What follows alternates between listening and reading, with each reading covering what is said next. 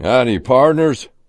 You're listening to Conversations with Jacob, hosted by my good friend, Jacob Waller. Make sure to check out the podcast where podcasts are available and check out the video version on YouTube. You can follow us on social media. Facebook is Conversations with Jacob. Twitter is at CWJ Podcast. And you can visit our website, conversationswithjacobpodcast.weebly.com. Hey, you got a show idea? Maybe a guest suggestion? Email us at conversationswithjacob@gmail.com. Now, here's your host, Jacob Waller. And what's going on, everybody, and welcome back to another episode of Conversations with Jacob. I thank you, Jake Thorne, for that intro. And hopefully, we can get Jake back on the podcast for another interview in 2024. But today is another episode number 45, I believe. I think it's 45. We're talking about angels and all that fun stuff, which I'm looking forward to, honestly. I was having the intro. You can follow us on Facebook, Twitter, and so forth. Podcasting platforms is Amazon, and we're on Audible. Just 20 different sites. And the email, which you heard in the intro, Conversations with Jacob website. Conversation with Jacob podcast.weebly.com. You can check out upcoming shows, past guests. Also, I want to give a shout out to another podcast. It's Two Chairs, No Waiting. It's an Andy Griffin fan podcast hosted by Adam Newsom. Check it out. I check it out every Monday when it's on. You can check it out with twocairsnowaiting.com. Also on YouTube as well. Also joining me today is Joan of Angels. So, Joan, and welcome to the podcast. I'm excited to be here, to be in conversation with Jacob. Absolutely. Now, for people who don't know who you are, can you give us a little background? Oh, sure. So, I should read my own bio, I think. No, I am a chiropractor turned intuitive, medical intuitive, soul essence intuitive, one who helps people awaken to who they are and turns on your light. So one of my jobs is to help activate people and turn on your light. So I act as an intuitive, a spiritual advisor and counselor. I am a teacher. I teach workshops. I'm a speaker. And I'm also a sacred artist. And I do cosmic art activations and light activations that help people shift into a whole new energy, a whole new frequency. Now, for someone who don't know what a spiritual advisor is, can you tell us what that is? Well, each of us is on a journey, Jacob, and it's really a spiritual journey. We come in this lifetime to really learn who we are and to ascend in a certain way into a better quality of life, into better humans, kinder, better. So we're all on a journey. Some of us are more aware of it and we facilitate it. So make more opportunities for us to walk on a path of kindness or love or gratitude. So we can call that a spiritual awakening also. It's how we learn to treat ourselves and others and turn our focus to feeling aligned with our purpose and our destiny. Do you think that we get angels that kind of follows us around? Like little spies. They watch everything you do. Yes, and we have angels that have been with us from lifetime to lifetime to lifetime, and they know what our soul agreements are. They know why we're here on the planet. So in a way, they're always here with us and giving us little nudges if we get off track. Do you think that these angels could be like our loved ones? Some of our loved ones can be our angels. Yes, our departed loved ones can act as our angels, and I call them our spirit family. So departed loved ones usually act or can act as part of your spiritual family on the other side that does watch out for you and give advice to you. Yes. Now, How correct me if I'm wrong, which I might have read this somewhere else. But you painted 33 angels, correct? I did because, not because I wanted to, but because they gave me a message when I was begging for a miracle. I don't know if anyone out there has ever begged for a miracle, but when I was begging for a miracle, I was expecting, a check, a new job, or something, something concrete. And I heard voices that said, paint 33 angels in 30 days. And I said, you got to be crazy. You got to be kidding. That's not what I'm looking for. I'm looking for a true miracle. Well, in the end, and that's the lesson, in the end, if you follow the voice of your guides, of your angels, of the calling, you will be guided in the right direction. It works much better than your logical mind. My logical mind went, oh, I can't paint angels. I can't do eyes. 33 canvases. They're going to smell because it was oil. I had a lot of reasons not to. But when you say yes, that's when the miracles happen. Now you say that if we listen to the voices of our angels, and how do we know what the voice sounds like? It depends on how we hear. So all of us have different intuitive gifts. I'm a clairsentient and clairaudient. So occasionally I'll actually hear my name, or I'll actually hear a voice. I love that when it happens, really clear voice. But the other times it's a prompting. It's like a knowingness. There's something that hits me. It comes during when I do readings for people, or it'll happen for me. So when I was younger, in my 20s, I was in California at a seminar, and I said, well, what should I do with my life? And I heard a voice that said, go to chiropractic school. And so I did. So I've been getting guidance my entire life. It's about listening. We all get guidance, Jacob, but we're distracted. We're busy. Yeah. It doesn't make sense. Or, you say that you turn around and you say to your friend, oh, I don't know, I had this sudden urge to become a chiropractor, and they look at you like you're crazy. So that happens when we're in this human form. Now, do you believe that angels and ETs are the same thing, or do you think they're two different things? Did you say angels and entities? Yeah. Or angels and ETs? That's an angels and ETs. Angels and ETs. So I've been breaking this down. And a couple of years ago, I was on George Norrie on an episode called Angels and ETs. And we dealt with the same subject. Actually, so at that time, I said they're on the same dimensional realms, but they're different beings. Now, I'm not so sure because I've connected with 15th dimensional beings, and you might call them extraterrestrials, or maybe they're intraterrestrials, interdimensional. So we have them on all levels, and not all angels have wings. Metatron doesn't have wings. I've seen him. He has no wings. He's like a few 100 feet tall, no wings. But we have evidence of the Anunnaki gods and all the Sumerian tablets where we see beings with wings. And we know that those were the ETs. So we have ETs with wings, but then we have messengers with wings. Angels are the direct messengers from source, so they come from different places. So, do angels look like what we read in the Bible, or are there something, kind of different looking? Well, the angels I paint don't look anything like the ones you see in the Bible, all right?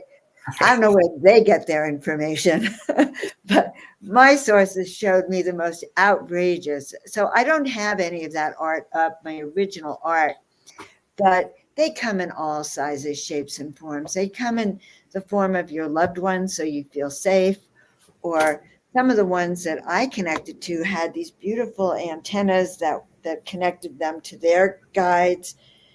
But they come to me because they want humanity to see them. They want humanity to feel safe with them and connect. And the other reason they come to me is that we infuse the art with high vibrations, with energy of love, compassion, healing. And the art actually can change people's energy. And I do that testing. As a chiropractor, I do muscle testing. So on the stage, I'll test people, and I'll test them for their vitality. And if they're low and they test weak, then they hold a painting, and suddenly they're strong again. Oh, wow. How about that? Yeah. So that's kind of how I do it, to show you that it really does work for you. All right. Now, do some people kind of doubt that there's angels out there? Of course, there's people who doubt angels. They doubt that people can talk to you from the other side. They doubt the presence of your guides. They doubt, reincarnation. They doubt a lot of things. They doubt extraterrestrials. They're just doubters. So there are many, but the truth is about 79%, at least, of Americans believe or have some kind of belief that angels exist. Now, how can we communicate with our guys? And, what do we say to get their attention? Great question. Great question. And I say that because I was on Coast to Coast last week. I don't know if you know the show with George Floyd. Yeah. It was Christmas Day, and George told a very powerful story that was really compelling. He was a kid. He was probably 7 or 8 years old. He lived on the site. He was on the second floor, and everyone was asleep. He was asleep, and some man comes in his room and wakes him up and tells him there's a fire and to wake up the rest of his family, which he does. And he gets his family to safety. And they turn around to thank the gentleman, and there was no one there. Absolutely no one there. And he said, Joan, do you think that's an angel? I think that's an angel. George did not call for help. He was asleep. He didn't know he needed help. So angels will show up when we're in dire circumstances and we need them. They show up faster if we ask for help. The first thing that happened for me after I painted 33 angels, Jacob, is that we hung them up in the loft. So it became an angel loft, and a book falls off the bookshelf and opens to a page. What does the page say? It says, your call for angelic assistance has been heard. You can't make this up. You cannot make this up. And then I said, well, what should I do with all this art? Because, there's a lot of art. And the next thing they said to me was that to be one of the chosen ones, you must choose. And they were asking me to choose now to say yes to this. And they ask all of us to choose. And you ask, how do you listen? Well, the first thing is you have to choose to hear. I'm choosing to seek out help with my guides. I'm choosing to follow the path of the divine or follow the messages that I hear. Because if they're giving you messages and you ignore them, at some point they stop giving you those messages. Do you think people kind of takes advantage of that, of asking their guides for stuff? They can, but I want to go back to the other question for a second. Yeah, go ahead. There's other ways we hear our guides. Like you could have a thought in your mind or a question. I don't know, what should I do today? And it's you hear a song. It's a beautiful day for a daydream. All right. It's like the most perfect answer to your question. I don't know. That was so random that came, so you hear it on the radio. You can hear it in the form of music. That's almost as if it was directed at you. It's like, oh God, that's exactly what I was wondering about. And digit numbers on your cell phone or in your car. Suddenly it's 111, 333, 555. Those are also signs that they're answering your questions, that they're with you. And for me, a coin on the ground always represents that my father's around. Oh, yeah. Years ago, he picked up a coin from the ground and he handed it to me and said, this is very special. Make a wish on it and you'll have miracles. So whenever I see it, I think, oh, Dad's here. Dad's here. So there are ways your guides communicate. Now, can we defer everything to, my angels are going to do it, I don't have to? It doesn't work that way. Part of, we can ask for miracles. We need to be able to recognize them, and we need to be proactive on our own behalf. We either have to reach out or cross the street or do something often to really activate and initiate that. Yeah, so people can take advantage of it. Could that lead to some? Well, I don't want to say to something bad, but can that kind of? I don't know where I was going with that, but do people take advantage of stuff like that? Well, yeah, they can, because then they think that they don't have to do anything. It's like all I have to do is get on my hands and knees, pray for a miracle, pray for my angels, and now I'm going to go back to the bar. Yeah, right. Yeah. So Yeah. Go ahead. it doesn't quite work that way. There's also who you are, what you're asking for, and if you're asking for complete transformation, you can get that. It's in the sincerity of your heart. They can read your heart better than you. How you've painted uh, uh, how you do painting, and they've kind of activated miracles. Yes. So I can explain to you a little bit more about that. All right, go ahead. Because it really is. Listen, Jacob, all of this was a surprise for me. Just so you know, I had been told in my own visions that I had a destiny of public speaking and teaching and waking people up. I got that. And I was gung ho on that. When they added the art component, that was a real shock to me, because I'm not really an artist. And so, or I wasn't calling myself or claiming to be an artist, didn't know art was the way to my spiritual awakening. But when I paint, I usually paint because I'm being told to paint or create art. I do a lot of digital art now, but I hear a prompting, a calling, like I gotta go do this. Can't do anything else. And so I stop everything and I start going into almost a trance-like state. And I'll put on sacred music, chanting, and I'll just start meditating on what they're sharing with me. And then if I'm working on art digitally or with a paintbrush, doesn't matter. It's almost like I'm closing my eyes, and this feeling comes through me. And I tell people it's almost orgasmic. And maybe it's a kundalini, and I don't know. It just comes through me, and I'm just on fire. I can close my eyes. I could turn the canvas upside down. I do better when I'm just in a zone.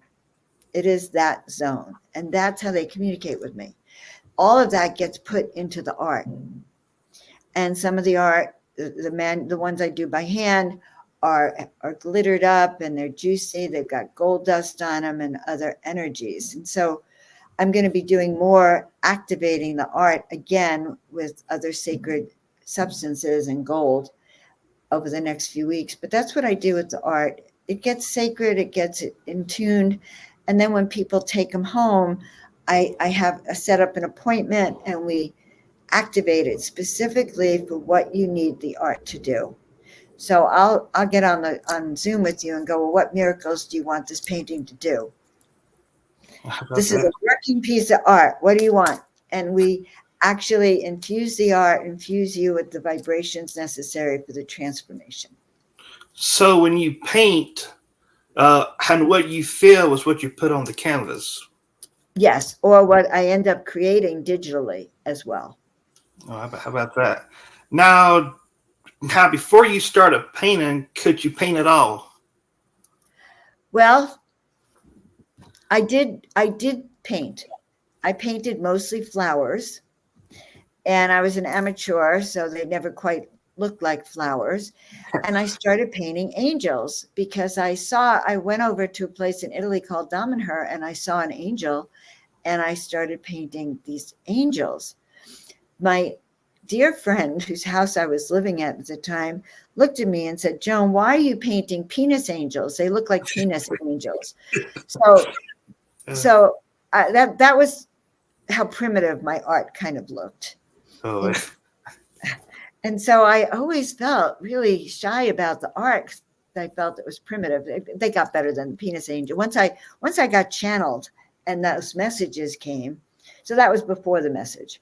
Once the message came, the art took a different form, and they were bigger and they were more pronounced, and hopefully weren't penis angels anymore. But still, I felt that the art was primitive. I really, but I knew it was infused and it changed people's lives. But I've grown into loving my art because the art's really amazing. And the new art's very activating. Now, when you do these paintings and people buys them or hangs them up and you activate it, do you get reports saying that miracles have actually occurred? I do. I do. People's lives change when they hear me and work with me. They start to get more of a motivation, or if they've been feeling like in a dark place, suddenly there's more hope. That there's more of an understanding that this too shall pass, and that they start to see more optimism, or more just more of a direction for themselves. And the art, if you listen, you'll hear the art communicating with you as well. So it has that kind of energy of healing all around it. Oh, wow. Um, where can people find you on the internet? They can find me on the internet at joanofangels.com. I'm the only Joan of Angels, just so you know. So I'm the only Joan of Angels. I'm trademarking my name. But joanofangels.com, you can find me on YouTube at Joan of Angels, Instagram, Joan of Angels. I've become very consistent. Everything is Joan of Angels. Everything's Joan of Angels. All right. Before we end this podcast, do you get any closing thoughts for the people listening? Oh, yes, absolutely. Not my closing thoughts, but the closing thoughts of my guides. They want everyone to know that 2024 is the year of more. More what? More chaos, more worry, more structures kind of falling apart, but more opportunities for each of you to step into your own personal power and to use discernment to look around you and not fall victim to mass programming. So this is a time for you to really listen to what your heart says, what your guidance is, to really pay attention to the messages that you receive, and know that you will be protected, but you're also being guided. And so it's a year of also more happiness, more opportunities for joy and success, and more connection. So it's more. So you could say, oh, what do I want more of this year? And the next day or two is still a good day, the next few days, to really think of what do I want more of this year? And what do I want to close the door on from the past? Because we know that the past, if it wasn't miraculous last year for you, it ain't going to be miraculous this year. So we want to close the door on everything that didn't work and open up the new door and bring you more of what you're asking for. How about that? Now, before we go, does your guides kind of tell you what's in store for the future? Sometimes they do. And so you're asking me if they're showing me what's in store for the future of planet Earth?